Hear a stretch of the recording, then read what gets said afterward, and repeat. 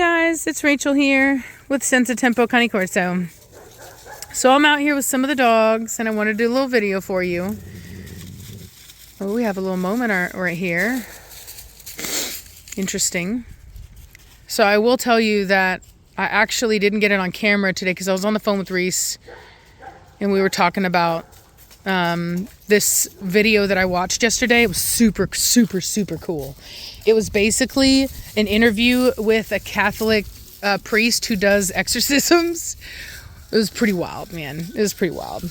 And I don't want to hear anybody talk about the Catholic priest and all that kind of stuff. Like, we already know, and he even talks about it. So, I don't want this to become like a Catholic hate fest in the comment section. It's not even about that at all. Like, it was extremely interesting. I don't care how you feel about religion or Catholics. I highly recommend that you watch it. And I'll actually put a link in my bio. Super interesting stuff, especially considering like things that have been going on lately. Okay, so anyway. So I'm out here to do a video. What I was going to say is earlier when I was out here on this conversation, Blondie was getting on to Kimchi and Nirvana actually came in and stood over Kimchi and defended her from Blondie. And Blondie and her had a little moment. It wasn't vocal. It was very much body language and eyes, but Blondie respected it and actually left Kimchi alone. So it's really interesting, but Blondie, get out of there. But, Nirvana has no love for Ibiza. Kimchi. No love for Ibiza, but absolutely loves her girl, Kimchi. It's very strange to me. She has her favorite child. So anyway, having said that, that's what was going on. I couldn't film it for you, but it's very interesting. So, and now just then was the second time that I've actually seen Nirvana stand up to her mother. So that'll be interesting to see how that continues to play out. But so I wanted to do a video for you guys on something that is something that, like I said, is less common, which is the naming. And a lot of people, don't always know these little intricacies of breeding. So anyway, so like I said, so some breeders are more strict about the naming than others. Now, like I said, now, when it comes to buying foreign dogs, when you purchase a foreign dog, that dog will come named under the kennel name, okay? And so, for example, every dog that I have that I bought from Custodianos, their kennel name is in their name, right? They come over here with that paperwork already done. But if I was to take two Custodianos dogs, for example, like let's say, like I did that, right? I put Mona with Mad Mortigan and I got some puppies out of that, right? And both of those dogs, both Mona and Mad Mortigan, are Custodianos in bloodlines, right? I think that Mad Mortigan is actually registered under Sangue Magnifica, but he's half Sangue Magnifica and half Custodianos. And he came, actually, I will say he was a gift from Sangue Magnifica. But regardless, it wouldn't have mattered. It doesn't, any dog that I put together here, so even if I did put two Custodianos dogs together, I would still register them as Senza Tempo. Now, the reason that I would do that is because of the fact that I'm the one that did the breeding, right? So it's not about the bloodlines. That's what pedigrees are for. Okay, pedigrees are so that you can look back and actually see what the bloodlines of a dog is, but the actual pedigree name is who did the breeding. Okay, so when we're talking about this in relation to Kubrick, whoa, hey, chill, be gentle. I don't want him. Oh, they got him. She got him. Yep, that was gonna happen. Kubrick is extremely dominant. I will say that. Yeah, see, he still didn't go down. Look at him. Oh, yep, he's fighting her off. He says no. Oh, he's gonna try to hide with me, but I don't help in those situations. Hey, get back off me. So he's trying to use me as a way to get away from the dominating, and I'm not gonna allow that. And they know that. That's why they both came up. Oh, look at that. Look at Nirvana. Look at her growling at her mother. Look at those two. Interesting. See?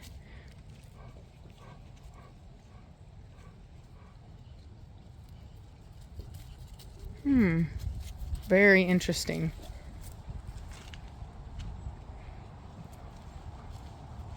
Nirvana, out of her face. Shh, down. All the way. Now. Down. Nirvana. Down. All the way. Shh, all the way. Shh. Now the reason I'm making her get down all the way, head down, is because of the fact that she tried to get back in her face after she made her point. So there's no fighting allowed here. Shh. Now I know the reason. I think I know the reason why. See this mark right here on Nirvana's face right there? That went all the way through, and her mother did that to her. As I've told you guys, like they'll do like a mouth bite kind of thing. Well, sometimes it's more severe than others, and so it wasn't bad. And she didn't require stitches. Look at that structure. She didn't require stitches or anything like that. But I think that Nirvana basically is letting her mother know, you will not disrespect me like that. Ooh, structure. All right, so back onto the point. So, and I'm going to be watching Nirvana to kind of get onto her. Nirvana! Because the reality is that her mother is the alpha right now, and I cannot have her thinking that she can take on Blondie, because Blondie's not going to back down to her, and I don't want to fight. And so I don't allow engagement to happen past the point of where they've already communicated, because there can only be fighting from that point. Hey, Blondie, cut it out. Down. You ain't busting up nobody's face. Down, Blondie. And not you, Nirvana. Back off. So I'm moving Nirvana away. Nirvana's trying to come up, but I'm actually using, you can see here, I'm using my legs to move her away. Because this is between me and her mother. And I don't want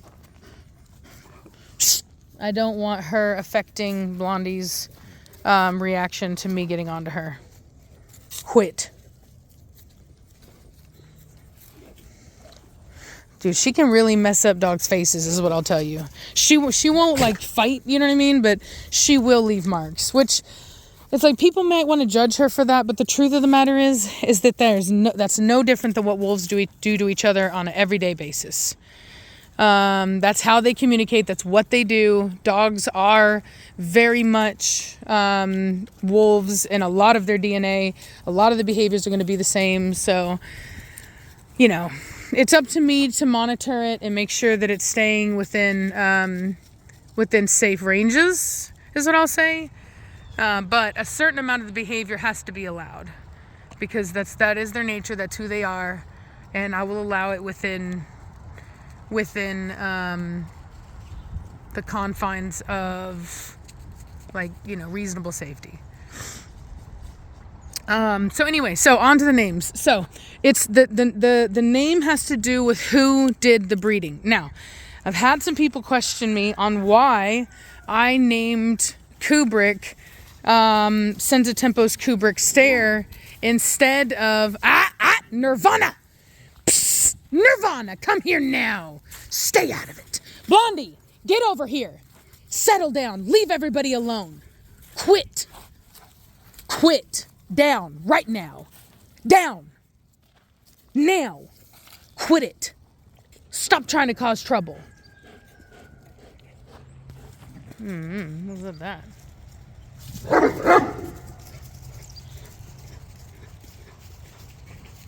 Yeah, gotta monitor the energy on these dogs, man, or you'll run into trouble. You settle down and you cut it out. If I see you coming for somebody again, I'll get onto you again. Quit it. Settle down.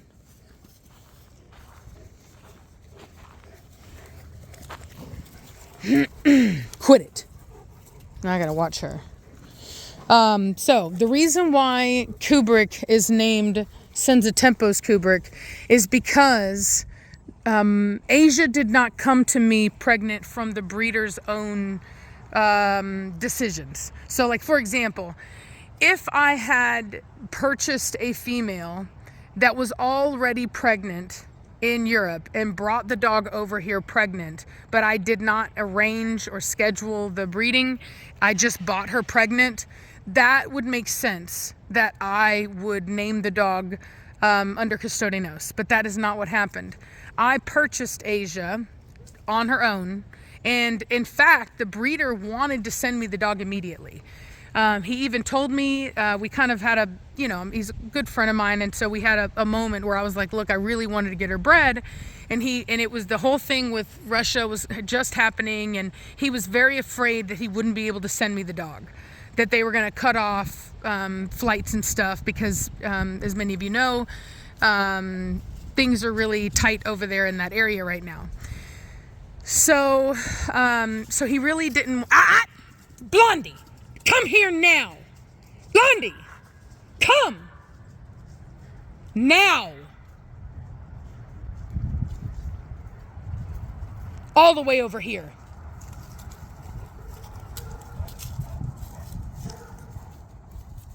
Come here now.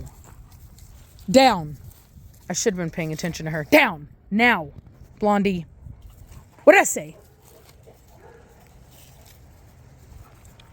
Now, I know people may not like my tone right now, but I promise you she's not going to listen if I talk softer. She's hardly listening now. She is listening, but, like I said, hardly. She's being I think it's because she's been out of the pack for a while. I haven't, I've had her out here, but I haven't done a pack video, and she is just a bit wound up right now. I think that's really what it boils down to, but she is listening, like I said, but she's just being very stubborn at this moment. And I'm not really mad. I'm just using my voice in a way that I know that she will listen. So I'm not, I'm not actually as mad as I sound, if that makes sense. So I really want to catch this behavior right here, but every time I do, she tries to mess it up.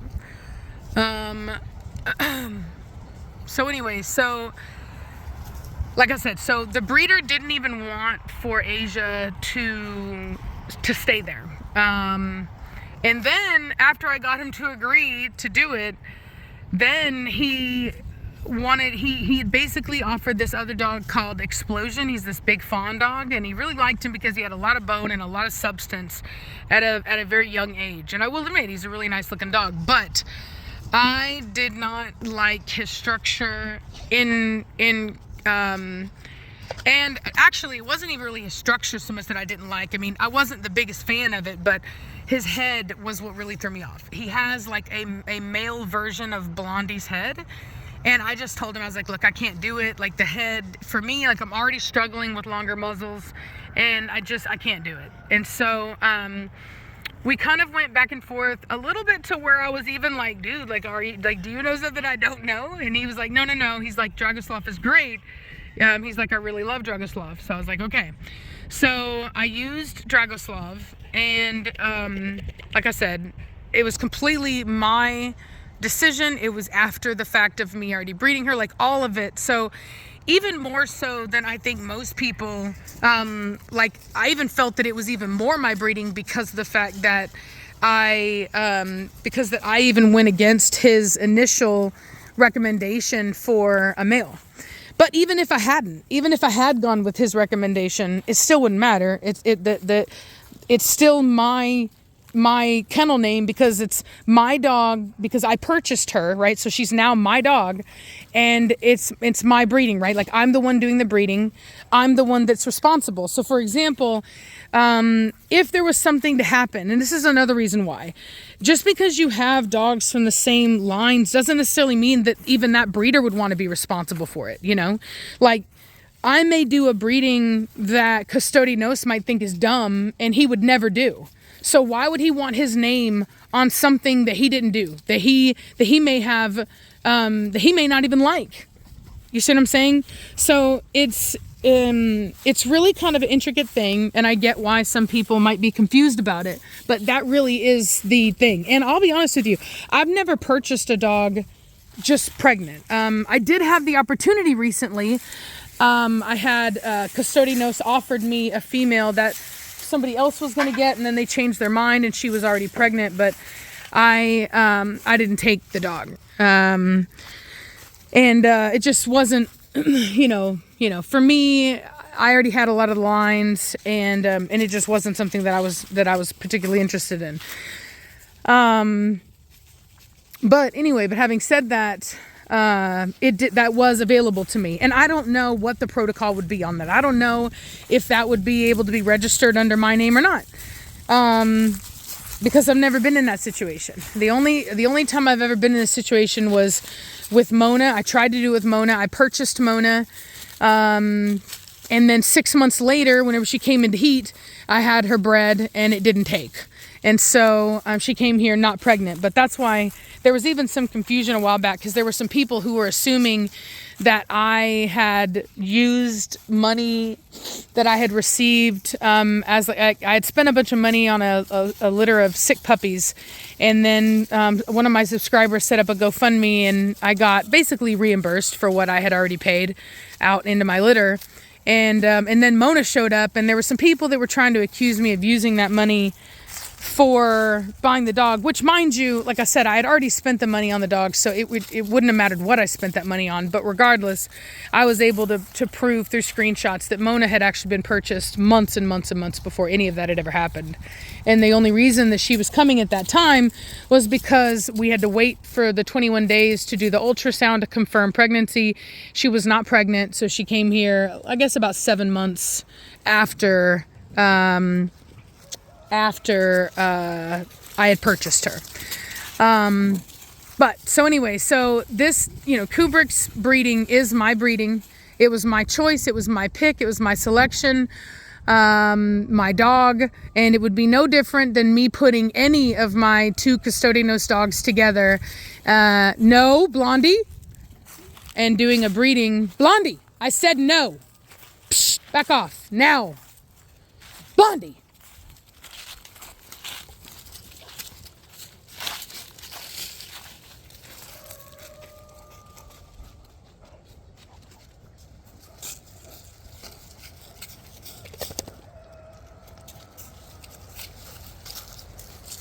So how I do that is I basically square up. I square my shoulders up, and I look at the dog with a very intense stare, and I kind of get down almost like in a predatory fashion. And that's how I make them submit like that, just so you know. It's all body language. Maybe one day I'll have somebody film me do it. People will probably think I'm crazy. Well, people already think I do. I think I am. So what does it matter? But you can do it on a puppy. It's their own body language. It's you know what it is? In horses, it's called snaking. So stallions will do that behavior, and so they'll do that behavior. And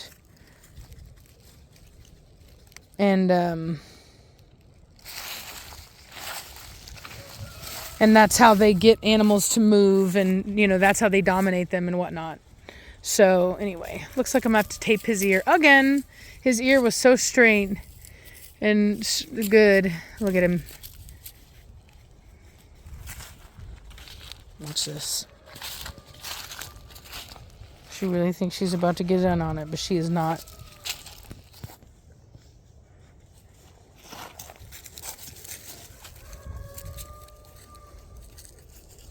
Now watch you see who's shadowing, who's watching? The princess is. I'm gonna tell you what, she took that personal, man. She took that face hit personal. She's got it out for her mom now. I can tell. That's why she's shadowing me. And Preacher. Both of them are watching. Blondie overstepped her boundaries a little bit. She's always been very her Cashmere was always more vocal and all that stuff. And it looked worse than it was. But Blondie, on the other hand, I don't know if it's her teeth or maybe it's her bite. She has it could very well be that, although I don't know that Cashmere's was necessarily much wider, but Blondie has less width to her bite, which means that there's more power concentrated on a smaller space. And so maybe that's why whenever she does the mouth bite, she causes more damage, or maybe it's just whatever, but she definitely does more damage. She's never like obviously like seriously hurt a dog, but you know, it's a mess. It's a bloody mess is what happens, because she'll get, you know, head wounds bleed a lot. And so she'll get them. And if you've ever looked at wolves and you see their muzzles and all that, they're always just super duper scarred up and beat up, because you know, that's what they do to each other. That's how they communicate. But for me, it's annoying. And I don't want to deal with it. And so I do kind of get onto her whenever she starts to get a little too amped up about it. One time she scared the crap out of me with the Ibiza. She did just one little puncture mark from one canine, got right up like under her eye, but on the bridge of the nose. And oh my God, it bled like a stuck pig. It terrified me. She was fine. She, nothing, you know, didn't require anything, but I had to sit there and put pressure on it for what felt like forever. And so it was really annoying. Anyway, well, I'm gonna let y'all go. I hope y'all are having a good day. I hope you understood kind of how the naming works. You know, naming is, you know, the ownership of the breeding, and in the case of showing, taking responsibility for what the dog is. But just because you have 2 dogs named after another kennel does not mean that those offspring will be named after that kennel. The offspring are named after the kennel that does the breeding, who owns the dogs and does the breeding, no matter where they're from. So anyway, hope you guys are having a good day. And I will say that does not cover the intricacies of like co-owned, like co-bred and stuff like that. A lot of that stuff gets worked out between the individuals on a more specific and personal matter. But from what I've seen, a lot of times, if the breeding is something of merit, both kennels will put their names on it. But if they don't care, then they may just let the other one do it, or it may be. I think sometimes it depends on if it's who paid for it, or you know what I mean. Like if you paid for stud, I think that it would be your kennel name. If you did the co-breeding, where you do it for free and you're both kind of getting something out of it, then it may be both, or maybe the puppy you get is in your name, or the other, you know. So people do different. That's all up to the breeders to decide how they want to do it. But just in general, there are people that thought that his name should have been Custodinos, and it's like, no, not at all. Asia was my dog well before the breeding took place. For months before the breeding took place, she had already been paid for. And on top of that, if that wasn't enough, which it is, the breeding was entirely my idea. And so, yeah. So anyway, I'll talk to y'all later. Bye.